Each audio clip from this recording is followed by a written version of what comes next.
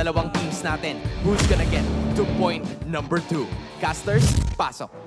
This is it. Welcome Oras to na ulit Mobile para Legends. matunghayan ang lakas ng ating mga players. Aurora laban sa TLPH. Parang binanggit natin to kanina eh. May chance kayang makita natin na si Demon kahit naman ang nakasuyo.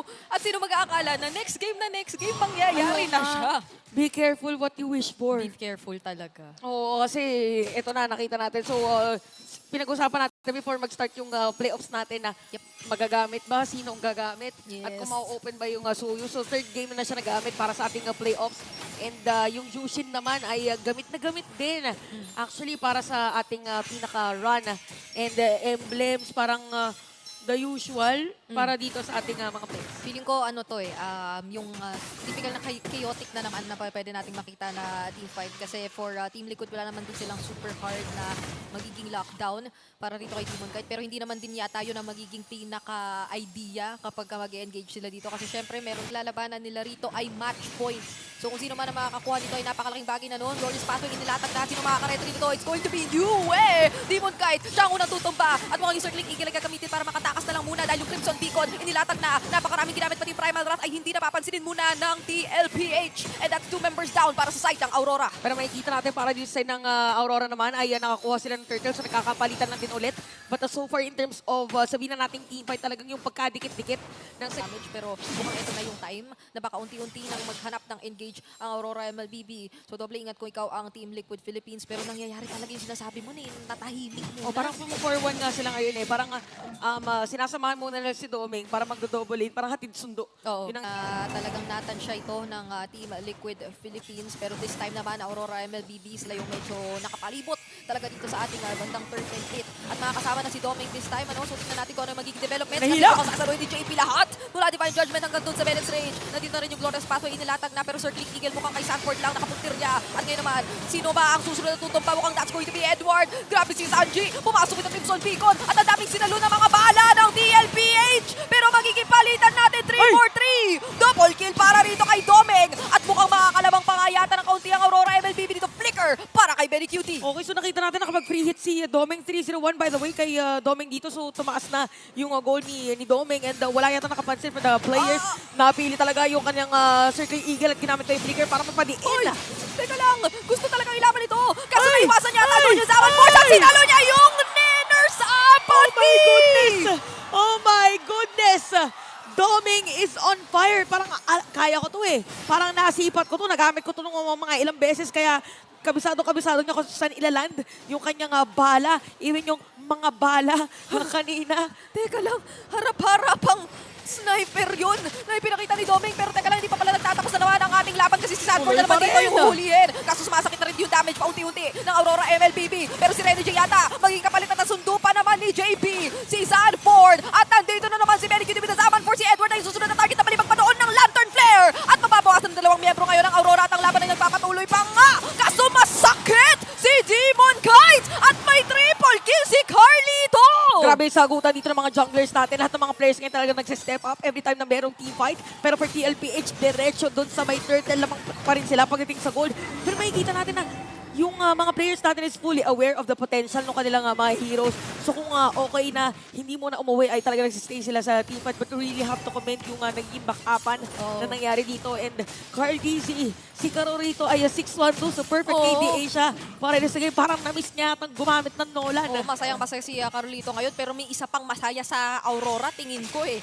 Ang naka-first item, Sky Fierce. Si Domeng. So gagawa muna ng play yung Aurora din sa may top lane, pero nandun din ang demand at nakaabang Cartesi, pero parang mapapalimutan yata sila, parang magiging 5-man yata, hindi. 1, 2, 3, 4, 4-man, 5-man. Okay, 4-man, 5-man, di na natin alam. Basta binuhusan dito si Sanford ng lahat ng mga pwedeng ipo sa kanya. At niroring lang naman ang gagawin ng Team Liquid Philippines, pero ang sakit ni Karo dito!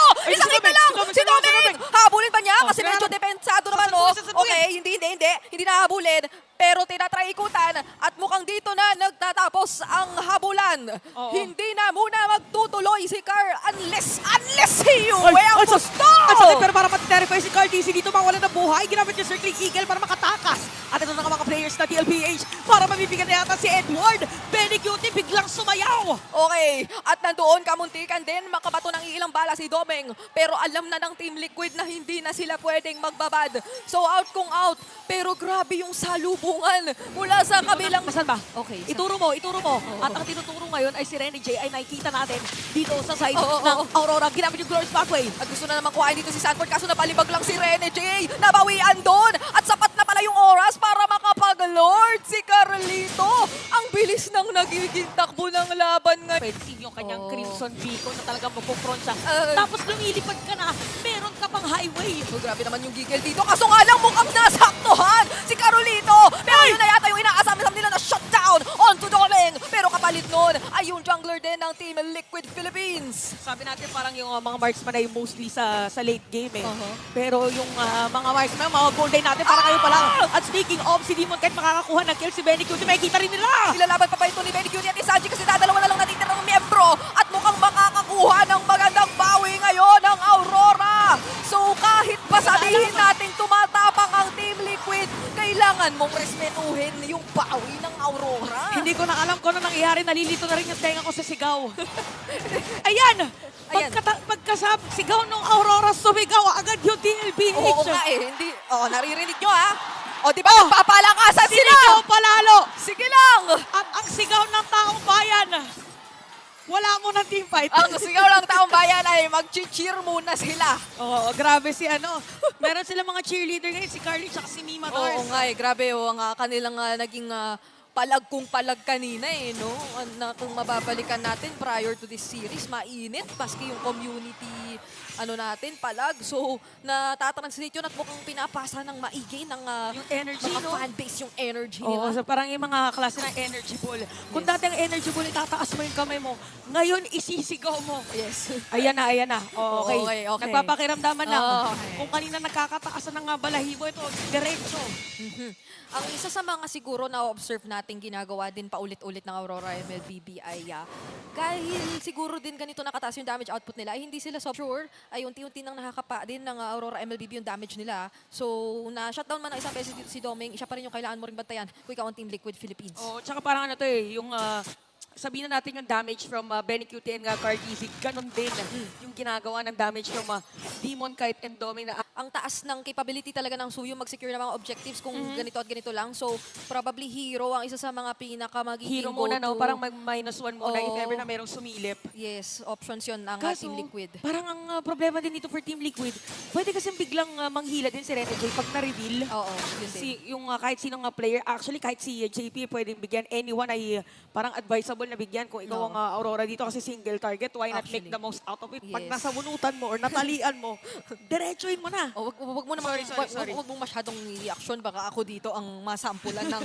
kapag kung ano mang ginagawa ni JP magmula pa kanina eh. Pero may sapat naman na yatang impormasyon ng magkabilang kupunan kahit papaano. Tingnan natin kung sino ang magsisimula ng labang ito kasi kampante talaga ang Aurora MLBB para dito sa pagsisimula nung Lord natin. Alam naman natin yung capabilities ng isang Soul Saver, oh tama. Pagka na-timingan niya yung Lord. So, grabe ang pagiging maingat ng dalawang teams prior to this Pag Lord. nagkamali ka kasi ng pindot dito, ibig sabihin yun, napindot mo na yun, hindi mo na mapipindot mamaya.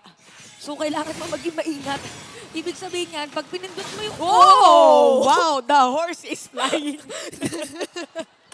Wow! Nakita mo yun? Parang carousel parang nabibring back ako sa mga younger Oo, years ko na... hindi. Parang carousel yung... Ay, ito na lang! Speaking of younger years! Oh my God! Ayun na, yung mga highway. Lumipad na rin si JP. Okay, Sa saka... harapuling nga tayo sila Domeng. Sinalubong nila ni Jay. Oh, isa na pa talaga yung intersection natin dito sa Batay. Titingin kasi napakaraming nanakap doon ng Earth Shatter. Pero dediretsuhan na lang si Doming doon sa likod. Kaso nga lang si Caro dito yung susunod na tutumba. Si Sanford, talagang hinahanap lang dito yung Matrix. At nahanap naman niya, kaso nga lang 2 for 2 trade na. Sino nga bang mga kalamang dito? Kasi si Demon kahit makakaisa pa! Ano ko si Benny Cutie na papalipunan na rin ng players. Pinalibag si Benny Cutie. Si Benny Cutie ay dinabugan. Si Daddy JP na lang natitira para dito sa side ng TLPH. At meron kang 3 players ng Aurora. Nandito si Demon Kite, Yue at si Edward at sinisimulan nila ngayon yung Lord. Mukhang makukuha na ng Aurora MLBB.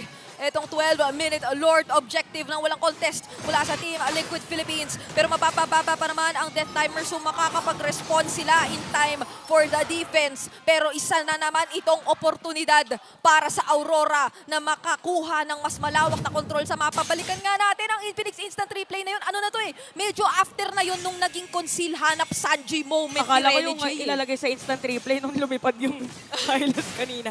But yeah, yung space na to parang nagkawatak-watak pala kasi yung mga players ng TLPH. So na-target out sila. Yes. Since inisa-isa sila ng mga players dito ng Aurora. Yeah. So Lord ay mag-march in dito sa middle lane. Again, momentum ang nakataya para dito sa ating mga teams. 1-1 ang ating current score.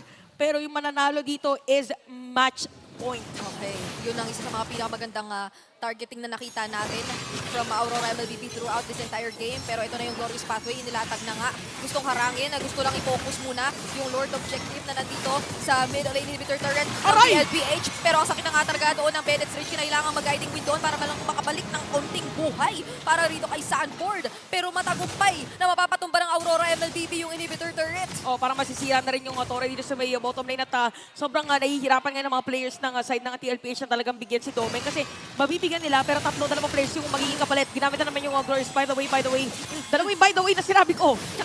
Dalawa kasi yung Glorious Pathway na magkasunod na makikita natin ngayon dito. Pero yung ginamit, yung hinatak ay si Sanford. At mukhang mabibigyan na naman nga dito ni Doming na napakataas na siguro ng stacks sa Sky Piercer. So 33 seconds, wala si Sanford para sa Team Liquid Philippines. Oo nga kasi kanina pa 15 minutes. 15 minutes na yung laban natin. Tapos 2 beses pa lang siyang namamatay. Yes. Tapos 8 kills na siya. So totoo yung sinabi mo dito, napakataas talaga na stack. Ayan na talaga yung nastakan si Demon Knight para masastakan din. At hindi na rin kinakaya ni JP kapag siya ay